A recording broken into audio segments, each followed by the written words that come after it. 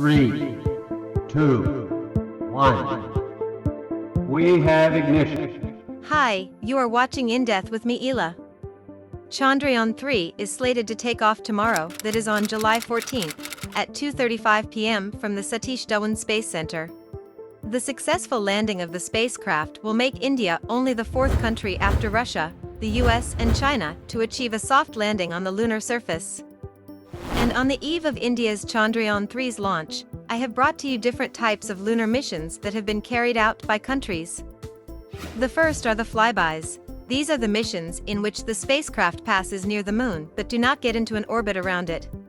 These are either designed to study the moon from a distance or are on their way to some other planetary body or deep space exploration and happen to pass by the celestial body. Some early examples of flyby missions were Pioneer 3 and 4 by the United States and Luna 3 of the then USSR. Second type is the orbiter mission. These are spacecraft that are designed to get into a lunar orbit and carry out prolonged studies of the moon's surface and atmosphere.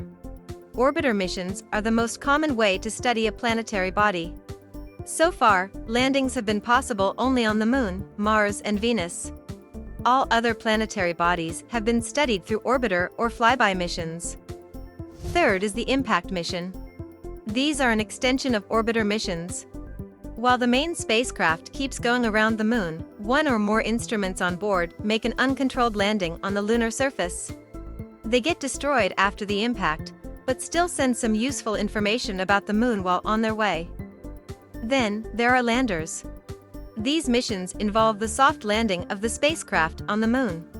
These are more complicated than the orbiter missions.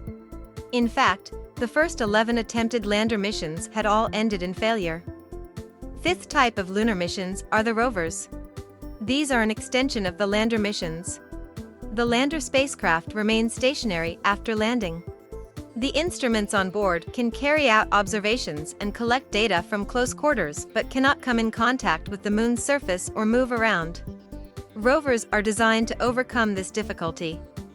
The last type is human missions. These involve the landing of astronauts on the moon's surface. So far, only NASA of the United States has been able to land human beings on the moon. These are the types of lunar missions that have been carried out so far.